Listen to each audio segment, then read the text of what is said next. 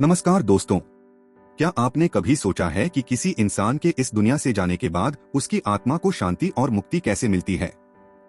आज की इस वीडियो में हम जानेंगे भगवान श्री कृष्ण से कि मृत्यु के बाद आत्मा की शांति और कल्याण के लिए हमें क्या करना चाहिए। तो वीडियो को अंत तक जरूर देखें।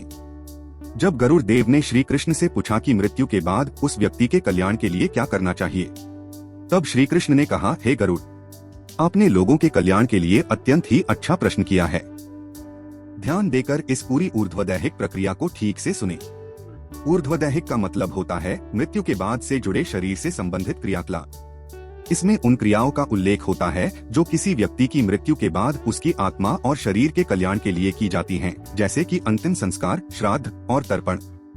मनुष्य की मृत्यु के बाद उसके पुत्र और पौत्र को मृतक को कंधा देना चाहिए और उसका उचित तरीके से अंतिम संस्कार करना चाहिए।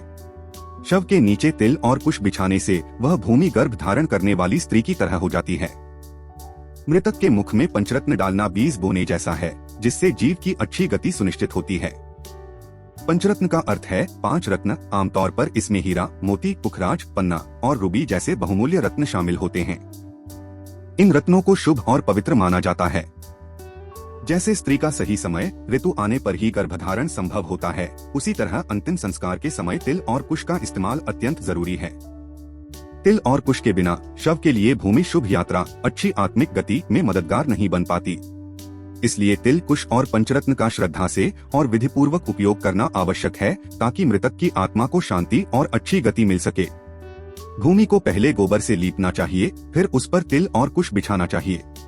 इसके बाद मरणासन्न व्यक्ति को कुशासन पर लिटाना चाहिए।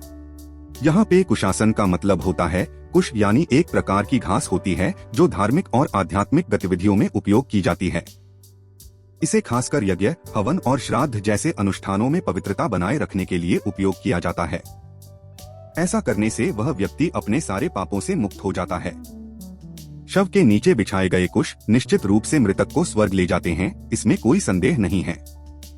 जहाँ भूमि पर मलमूत्र का लेप नहीं होता है, वह हमेशा पवित्र होती है, और जहाँ मलमूत्र का लेप होता है, वहाँ गोबर से लीपने पर वह भूमि शुद्ध हो जाती है।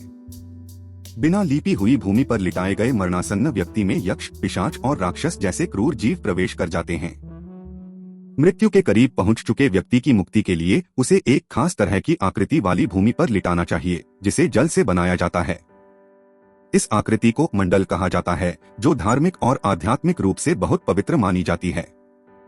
इसे इसलिए बनाना जरूरी होता है क्योंकि इसे देवताओं का निवास स्थान माना जाता है, जिससे व्यक्ति को मुक्ति मिलने में मदद होती है। नियमित हवन, श्राद्ध, पाप धोने की रस्म, ब्राह्मणों की पूजा और भूमि पर मंडल बनाना मुक्ति के लिए महत्वपूर्ण माने जाते हैं।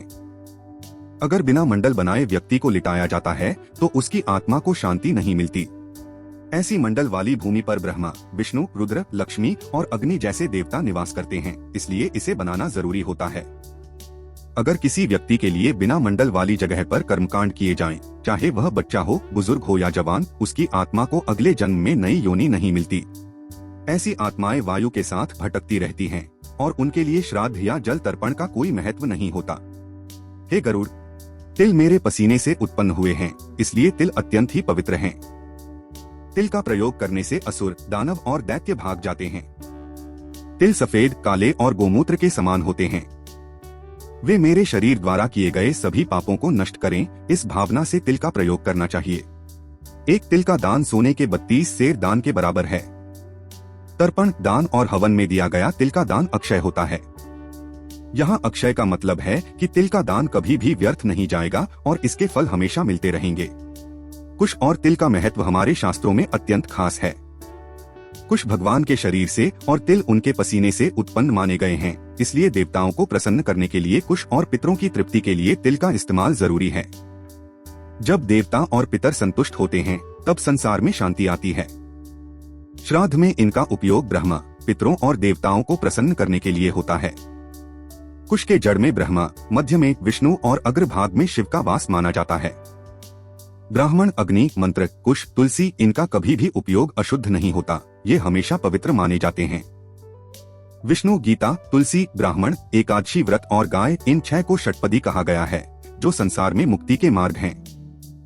तिल, कुश और तुलसी, ये तीनों चीजें किसी मरणासन्न व्यक्ति को बुरी स्थिति से बचाने में मदद करती हैं। कुश को दोनों हाथों से निकालकर जमीन पर रखकर उसे जल से शुद्ध करना चाहिए और मरणासन्न व्यक्ति के हाथों में कुश रखना चाहिए।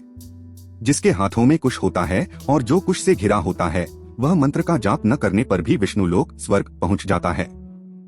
इस दुनिया में गोबर से लीपी हुई जमीन पर मृत व्यक्ति को लिटाना, कुशासन पर रखना और शुद्ध अग्नि में अंतिम संस्कार करने से उसके सभी पाप मिट जाते हैं। लवण और उसका रस दिव्य होता है और सभी इच्छाओं की पूर्ति करने वाला होता है। यहाँ लवण का मतलब है नमक। नमक के बिना भोजन का स्वाद अच्छा नहीं होता, इसलिए नमक पितरों को प्रिय होता है और स्वर्ग दिलाने वाला होता है। यह नमक भगवान विष्णु के शरीर से उत्पन्न हुआ है। इसे जानने वाले योगी नमक को दान करने की सलाह देते हैं।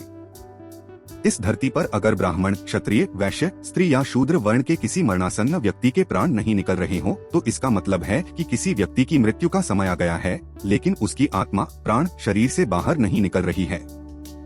यह स्थिति तब होती है जब व्यक्ति की मृत्यु का क्षण नजदीक होता है, लेकिन वह अभी तक पूरी तरह से नहीं मरा है। इसे मरणासन्न स्थिति कहा जाता है। इस दौरान व्यक्ति के शरीर में जीवन के कुछ लक्षण रह सकते हैं, लेकिन वह अत्यंत कमजोर और अस्थिर होता है।